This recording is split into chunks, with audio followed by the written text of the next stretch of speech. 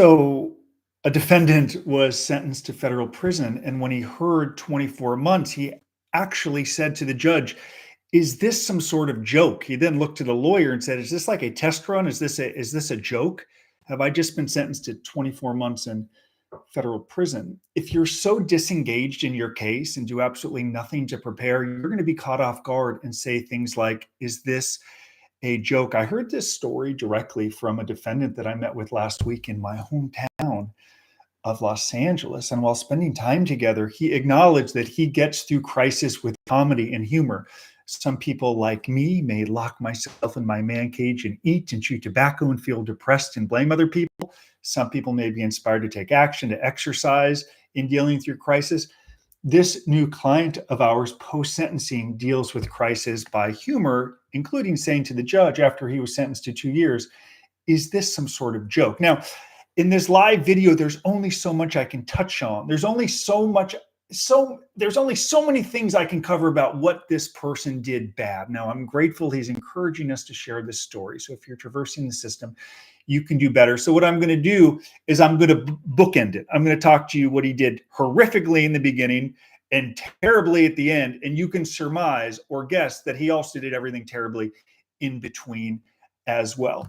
To help make my point about what all of you should do, I encourage you to go to the White Collar Advice blog. I put up a very lengthy blog about a book I just finished listening to called 50th Law by 50 Cent. I listened to the book. I wrote an extensive book review. I did a podcast. And as you're traversing the system, that book will help you prepare because it touches on two components I'll touch on again at the end of this video: fearlessness and seizing opportunity. Let's come back for a moment to our new client who uses humor to get through crisis. Is this a joke? No, it's not a joke. You're going to the wrong side of federal prison for 24 months. Let's break down what happens.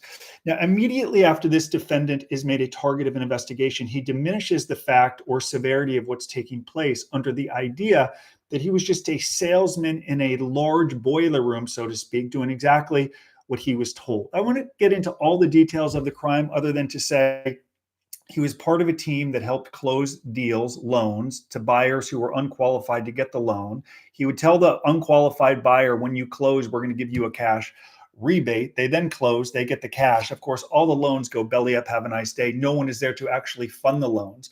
HUD then steps in to fund the loans. And of course, HUD is now the victim and they want their money. There's like 30 or 40 defendants in this case, all earning a salaried wage under the idea they're doing what their boss told them to do. And of course, they get into trouble. Some get indicted and don't fully understand the severity of what's taking place. And he presumed, because he was a salesman earning a low wage, in that he worked there for a little time there. And certainly it matters how long you're engaged in the offense, how long the conduct goes on.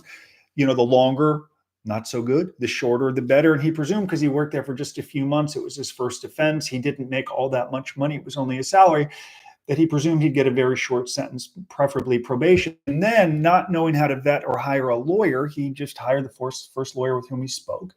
And in speaking with the lawyer, he made the first huge mistake, which is how I'm going to kind of start off why he got such a horrific outcome.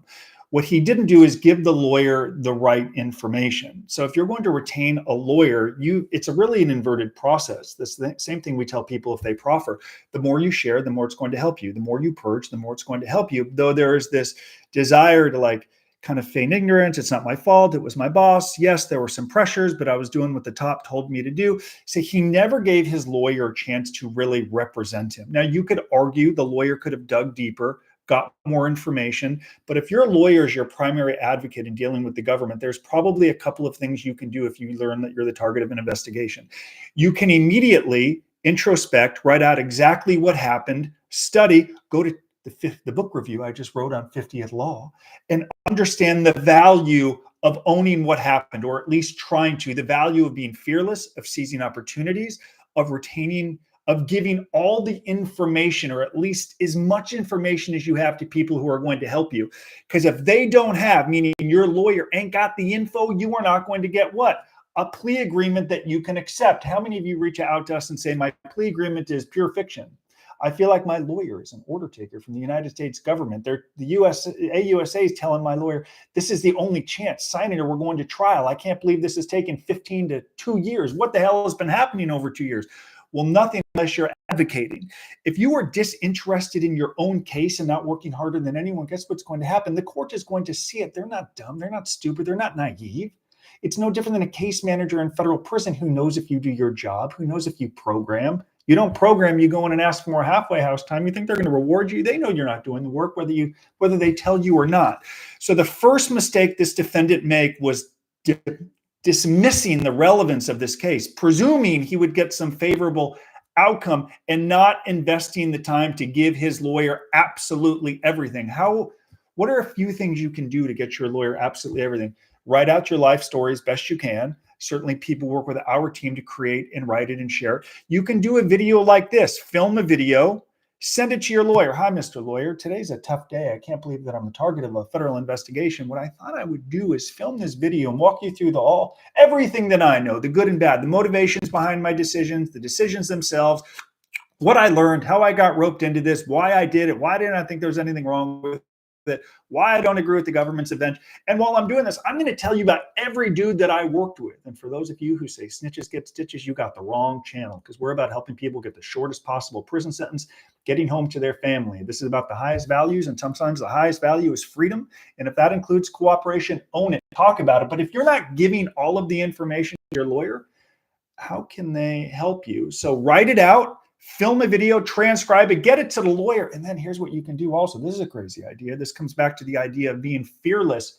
Confirm your lawyer has watched it. Confirm your lawyer understands it. Interrogate the lawyer. What did you think of the video? What did you think of the write-up? Let's go through like a little mock interview, because you're going to be calling the AUSA here in a few minutes, and you're going to be talking to him about me. And I need to make sure you're prepared to sell me. Does Tiger Woods go play Augusta without a practice round?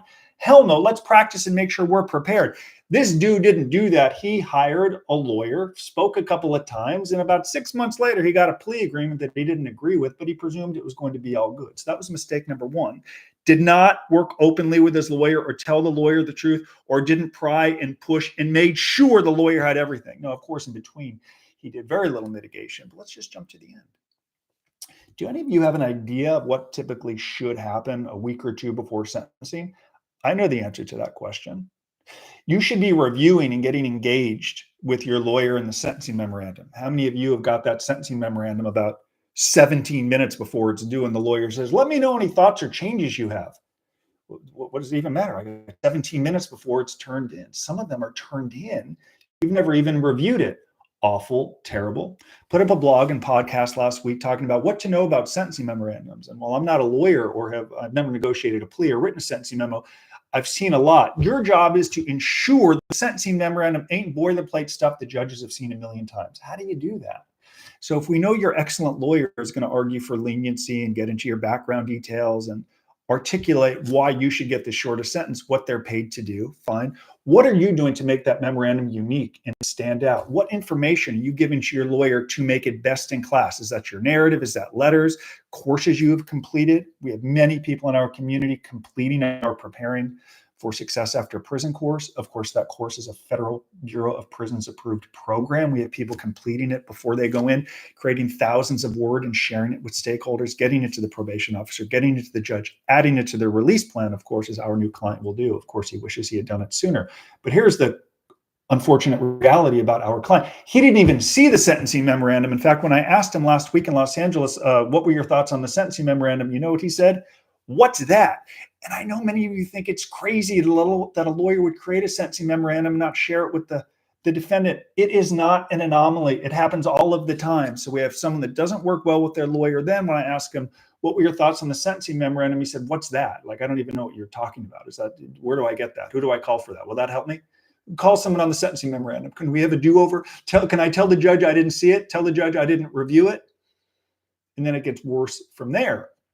So he doesn't review the sentencing memorandum. He issues a boilerplate statement to the judge, kind of like, my bad, I'll never do it again. I kind of need to get on with my day now. I've started in a new career. By the way, I only worked for that company for a few months, and I don't know why y'all want to send me to federal prison. There's a lot of dudes in this case who didn't get indicted. What's the deal? I kind of like to get going here.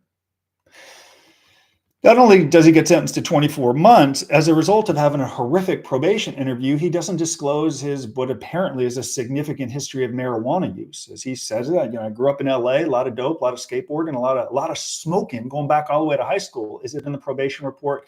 What's the probation report? Is that the person I spoke with after I pled guilty? No, that is your pretrial services officer, the person who oversaw you on supervision. Do you know who that? Do you remember the probation interview? Kind of. It was like a 10-minute, 15-minute phone call. They just asked me a few questions, but like, I don't really, can I get the sentencing memo? What is this probation report you're talking about? I have no idea. Now, since that meeting with our client, we've looked at the probation report, which of course alleges to the fact that he at one time had a marijuana problem, no longer has the problem, despite hanging out at the dispensary in Woodland Hills about 4 days a week. What does that mean? It means on a 24-month sentence, because he didn't properly disclose any history of abuse, he will be in federal prison longer, because the substance abuse program on a 24-month sentence could have taken 6 months off of his sentence. So he's like, wait a second, let me make sure I understand this. I didn't think I was going to go to prison. I got 24 months. I thought it was a joke or a test run. It wasn't. I'm actually going to prison. That's correct. And now you're telling me, despite smoking dope for like 30 plus years, I'm now ineligible for this program because I didn't properly disclose my history of marijuana because I didn't want to look like a fool in front of the court and make them think that I was worse than I already am, someone who had pled guilty. That is correct. Can we change it? We can't change the past, cannot guarantee that you can get into this program. But by finally becoming authentic and honest and getting more vested in your own case in life, perhaps you're going to get an outcome that is more commensurate with what people in our community who do the work do. He's like, man, this isn't, I'm not ready to make a joke. When he said that, actually made it very funny the way that he said it. He could have been a comedian. So I will convey to all of you, I want you, presuming you're willing to do the work, to tell the truth to your lawyer, absolutely everything, and then test them and confirm they have the information. And if they're unwilling to go through that exercise with you or role playing with you, do it again. And if they're unwilling to do it with you, do it again. You've got to be fearless. You've got to try. What's the worst thing that happens if you try and they don't respond well and they say, I'm not going to engage or do it or role play with you?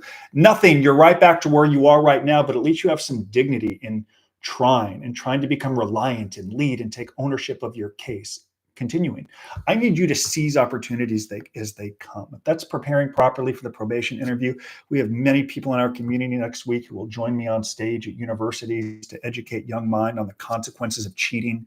The professor writes a wonderful thank you letter attesting to the value. Get creative. What's the worst that can happen?